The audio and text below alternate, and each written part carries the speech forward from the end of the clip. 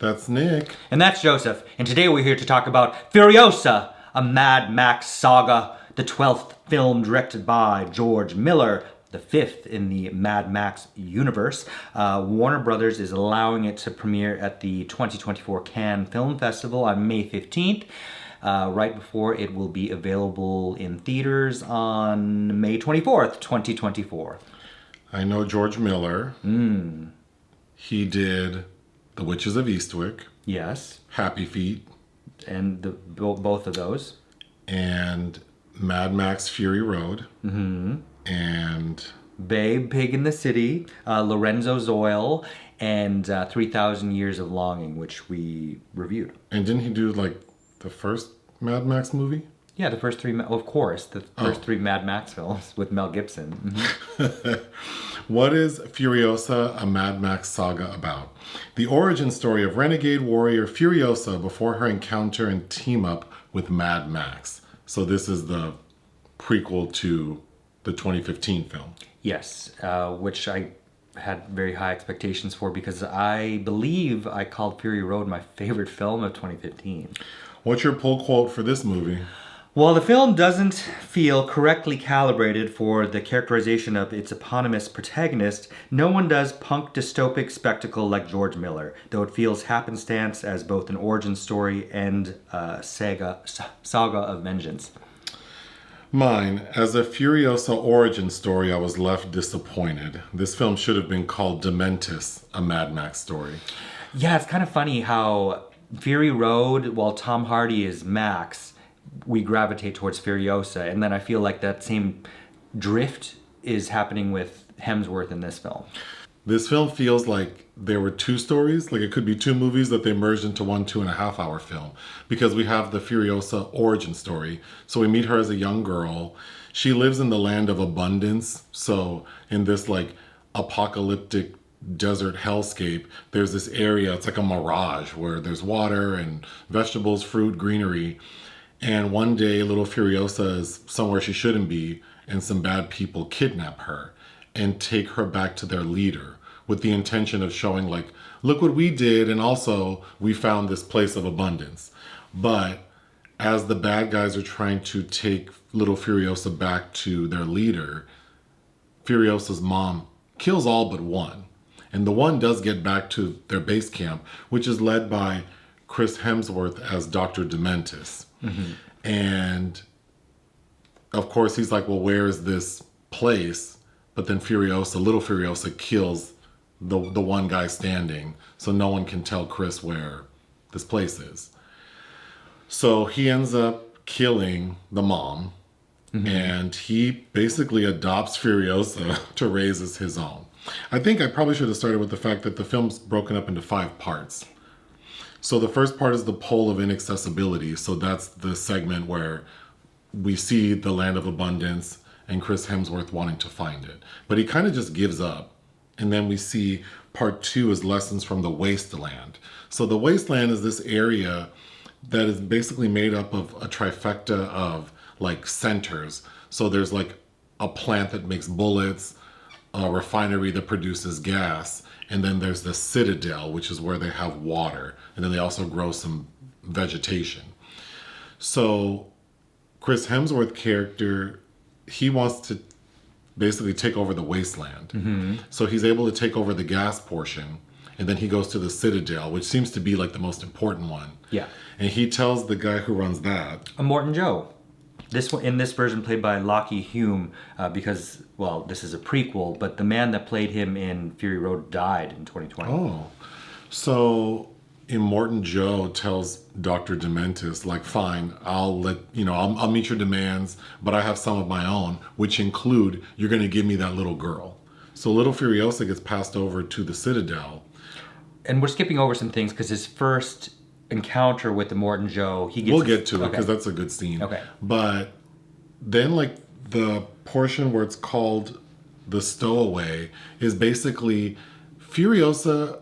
When Immortan Joe took her, she was intended to be used. They have like a section where they have normal women because everyone in this world is being born deformed. So whenever they come across women who are normal, they take them to try to breed with them. Very Handmaid's Tale, yes. So there's this place. So they put Furiosa in this area with all the beautiful, normal-looking women, and Furiosa escapes there and basically pretends to be a boy, and works in like the mechanic shop, basically. And then the stowaway portion is that they end up building this big truck to deliver like goods from the different centers. And there's this guy who basically runs the truck. Praetorian Jack, And played by Tom Burke. all of this time, she's been pretending to be a boy. But there's a big action sequence with one of the first run of this big truck, where it's basically revealed that she's a girl, and she helps the driver. And then he basically says, like, well, I need to rebuild my team, and I want you on it. And I'm going to teach you all the ways of the wasteland, so one day you can go off and do your own thing. Mm-hmm. So we go to part 4, which is called Homeward, and that's when she and this guy, what's his name again? Praetorian Jack, played by Tom Burke. It's her and him trying to, like, I guess get back to her land of abundance. Yeah, they've fallen in love. Which is, you say it and it's true, but it's like you wouldn't be able to tell. I mean, and this is the kind of world where I think the smallest of inklings of something might mean anything. But this is also where we see Furiosa has adopted her signature makeup. She's doing the same thing he's doing. A black forehead. Mm-hmm. And then part 5 is Beyond Vengeance. So while they're making a plan to go find her home, we find there's they call it like the 40-day wasteland war. So basically Chris Hemsworth is Dr. Dementus. He has taken over the gas portion and the bullet making factory. So he's waged war against the Citadel. Mm-hmm. So now that's there's this big battle happening, and Furiosa decides to go rogue to go get Chris Hemsworth. And she gets his ass. And of course, immediately you think, well, she's going to kill him. But she has something better planned for him, I guess, beyond vengeance. When we first met her and she got separated from her mom gave her a seed, which we find out is like a peach pit. Mm-hmm. And the mom tells her, keep this as a reminder of where you're from. Promise to come back. And promise to come back. So at the very end, when she captures Chris Hemsworth, she takes his ass back to the Citadel, and she basically plants this peach pit inside of him. Mm-hmm. So we see a tree growing out of him, and he's still alive somehow. And that's the end of the movie. Well, the end of the movie, through the end credits, is actually butting it up against Fury Road, where the film opens with the child's Furiosa picking a peach out of a tree that's a little too far from where she should be. And then, of course, the peach tree at the end, we see her slicing a peach from the tree growing out his body and sharing it with her, sister wives. Housemaid and handmaid ladies. Right before she stows them into the truck and runs away with them, which is the plot of Fury Road. So, I did enjoy this movie. It was fun to watch because it's a spectacle. But because I don't remember anything about the 2015 film. Which is a pity because it is such a beautiful film. So, based on the opening, I was assuming the story was going to be about this young girl turning into Anya Taylor-Joy, who really, we see her face superimposed on a younger version of her, in the middle portion of the film.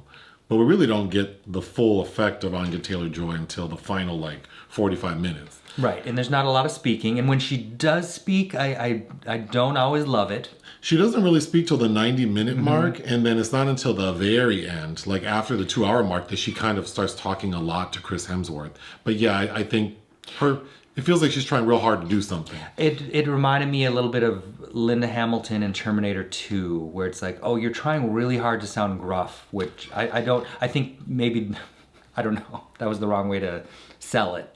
So from the opening, I assumed that we were going to get this young girl to grow into Anya Taylor-Joy, and her life's mission is to get revenge on the man who killed her mother, but also get back to her land of abundance.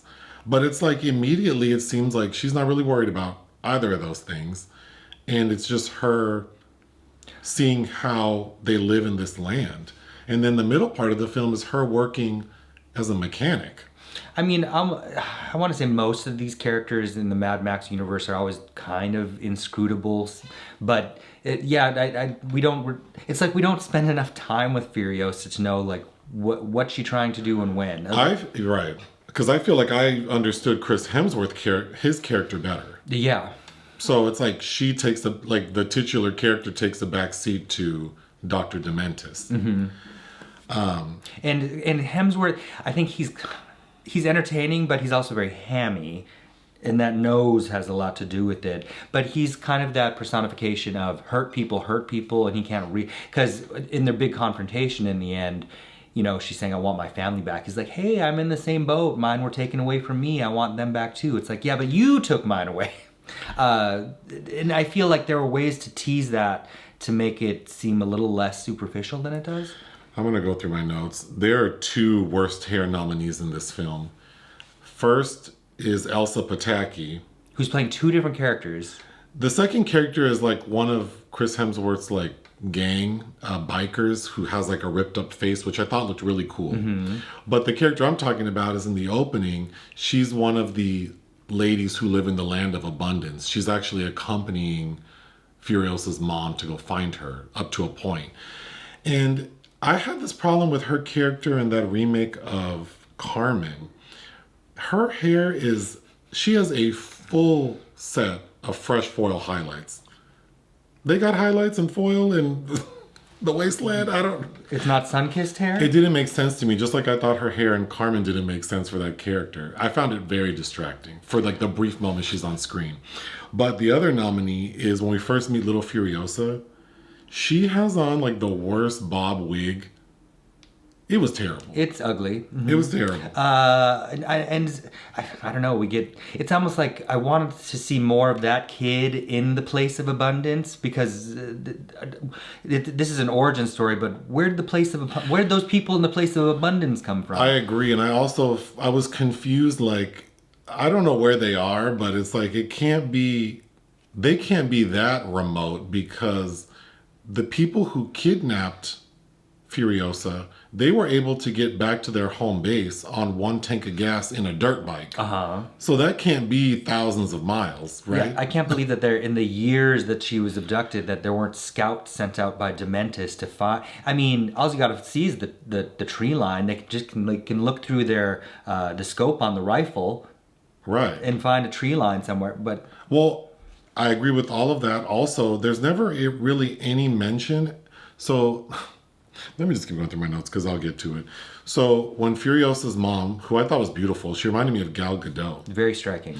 When she finally gets to the base camp where Dr. Dementus is and her daughter, she's able to get her daughter.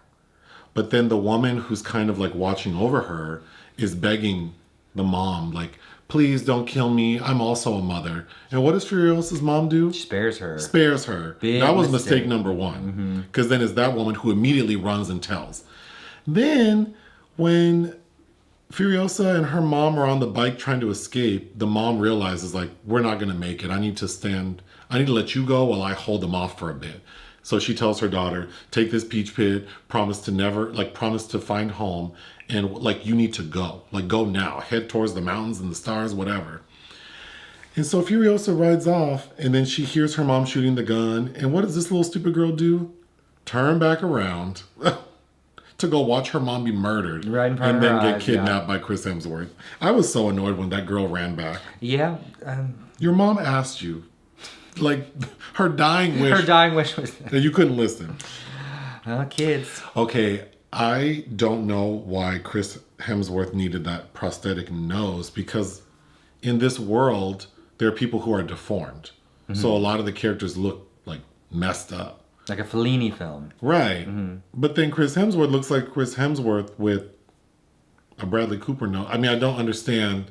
Like, it wasn't... Leonard Bernstein nose. It wasn't enough. Like, they needed to make him look really effed up then.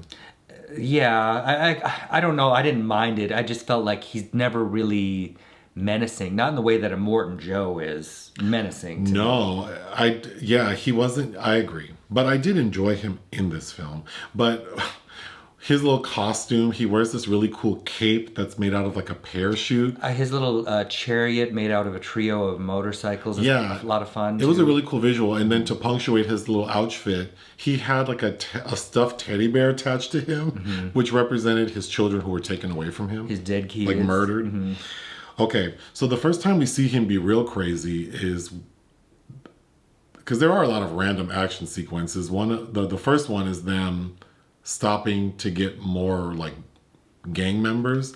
So there are 20 people, and Dementus says, well, I only have 5 bikes, so we're going to do the 5-bike challenge, which is basically like violent musical chairs, which I thought looked cool. And it ends with one of the people being strapped to the 5 bikes, so this body is ripped to shreds. That was... But again... speaking of Mel Gibson, very Braveheart. When I thought another really good scene is when Chris Hemsworth rolls up to the Citadel, which is comprised of these big mountains that overlook like a I don't know what you call it, like a valley. But he just rolls up with his team like he's gonna shut shit down. And he gets on his little microphone, like, bring out your leaders, we need to talk. And he basically says, like, I'm taking over, and we can do this peacefully, or we can get nasty. But either way, I'm going to win. He's like, the only reason that these people are in charge is because you're allowing yourselves to follow them. So the leader of the gang, because the Citadel is run by, like, Immortan Joe, his sons, and then some big fat guy who we're supposed to think is, like, who's got like a syphilitic nose. Yeah, but he's like the one who always wants to take the more peaceful approach. He goes, okay, I'll let you speak to one of my like followers. And so there are these group of like... The War Boys, who are all these kind of like attractive men who are all bald and like painted white and shirtless. And so one of them basically like is like a suicide bomber. Yeah. Because he says, okay, go down and talk to Dementus. And this guy jumps from the mountain and basically explodes like a bomb when he gets to the ground. And that's when the leader says, all of my people will do this if I ask them to. So they're not going to follow you. And then Dementus gets his ass lit up because he has to retreat. But then that's when his plan B is to go take over the gas factory. And which I believe is run by Immortan Joe's brother, who he assassinates and then uses his chopped off finger to gain access back to the Citadel to speak with and deal with Immortan Joe. And that's when they make their deal. But they also have Dr. Dementus strapped, like his nipples are... It's a very complicated situation where he's strapped to the captive brother and his nipples get ripped off. But... There's a lot of emphasis on hair in this movie because when little Furiosa gets traded to the Citadel and then she gets put in this, like the baby making factory, one of the sons of Immortan Joe, it seems like he's going to like sexually assault her. Scrotus and Erectus are the sons' names. But we see before that she has cut all of her hair off and made a wig out of it, which was kind of cool. So, and I think she does that because she knows that someone's going to try to grab her by her hair. And so when that guy's about to maybe assault her, he yanks her wig off. And so she's able to escape. And then she hides and her wig gets thrown like over the mountain, but it gets stuck on like a tree branch. And then we see that tree branch grow into like a bush. And so her wig's hanging off of it. And it had like bells on it. So it's effectively a wind chime. What did you think that represented? The passage of time. Okay. Because then we see her cut her hair like 3 times. So I thought that was interesting. Well, hair is part of one's identity, or lack of it. You call them the War Boys? I think that's how they... We see that they save their urine in bottles, which is gross, because they also use it to like when they need to dampen things, or we see them when they catch on fire, they use it to... And then they also inhale some substance right before they are killing themselves in a mission. Yeah, they kind of huff. Yeah. Like it's spray paint. And that was in Fury Road as well. Or poppers, I guess. Getting back to the hair, though. So after Furiosa escapes being assaulted by one of the Immortan Joe's sons, she pretends to be a boy, and then we see her get older working as a mechanic. And she's trying very hard to hide the fact she's a girl so she becomes mute. But I was confused. If she's trying to pretend to be a boy, why does she let her hair grow so long? Well, that too. Did that make sense to you? No. Because she's quick to cut it off when she needs to. Right. So why would you let your hair grow down to your ass crack? Because that's how they find out she's a girl during that run with her little boyfriend. Mm-hmm. Which, to me, that is one of the best scenes in the film. Okay, I was really disappointed based on the trailer because we see Furiosa has one arm. Well, yeah, that's Charlize. Charlize had one arm? Yes. I don't remember a thing about that movie. But we see that on the arm she's missing, she had tattooed herself a map to the land of abundance. But of course, doesn't really ever talk about going back there.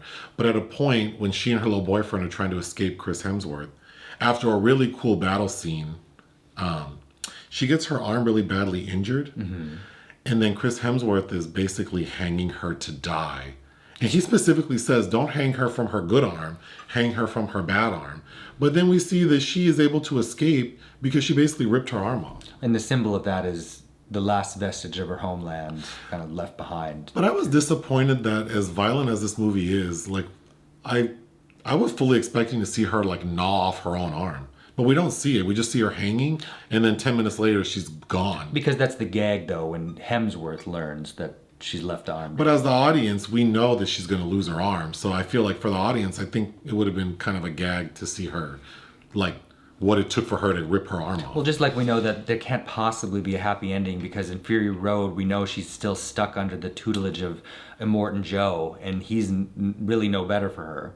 Sure, which I didn't remember. But then what was more disappointing is we see her fashion like a bionic arm. Very quickly. Very quickly. Well, I mean, in the visual language of the film, yeah. But maybe it took more. The way the film presents it, it's like the same day she lost her arm, in like 20 minutes, she made a fake arm. But so I'm fully expecting this arm to do something like badass. No, she never really even uses it except to the very end when she has Chris Hemsworth like basically ready to kill him.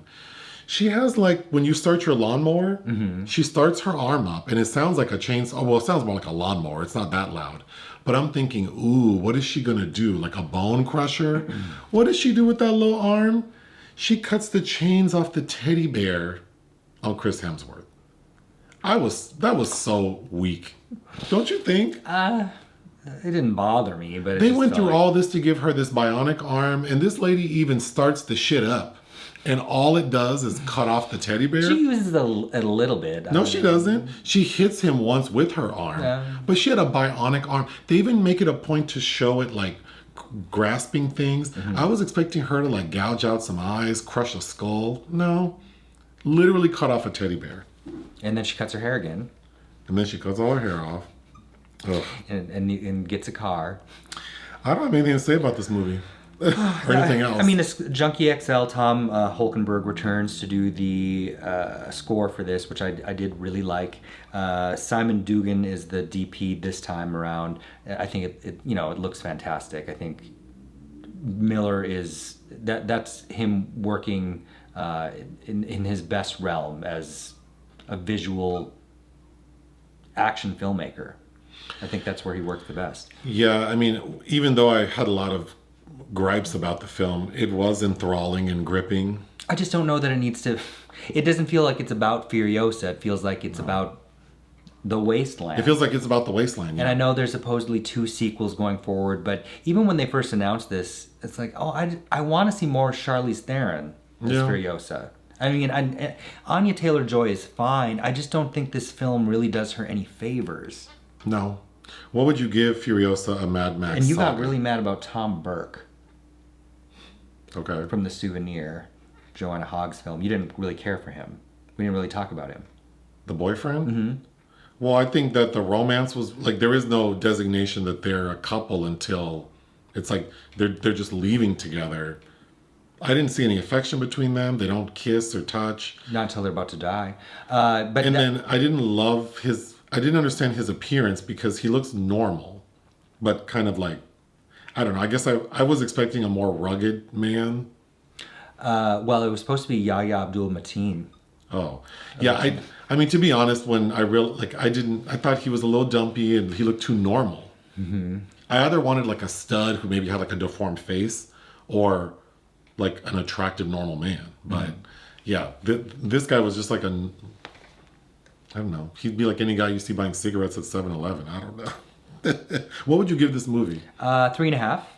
I would give it 3.5 out of 5. Anything else? I'll leave you with some words from Baba O'Reilly. It's just a teenage wasteland. They're all wasted. Join us on Patreon and listen to our podcast. Bye.